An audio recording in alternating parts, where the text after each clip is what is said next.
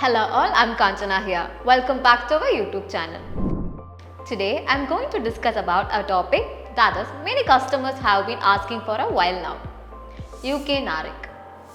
UK Naric is an investigation conducted by an authorized service agency in the UK to equate our degree qualification with the degree qualification in the UK and the assessment completion sheet they gave us after that.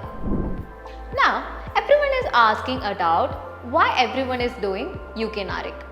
We can do this process for employment and higher education in UK. Now, let's see what are the required documents for UK Naric.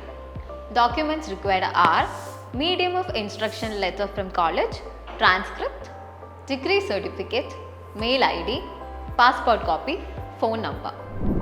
If you have these mentioned documents, you can start the process.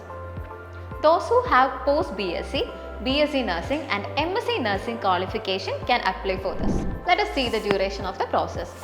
Standard time duration is 10 working days to check the paperwork and then the delivery options depending on the place.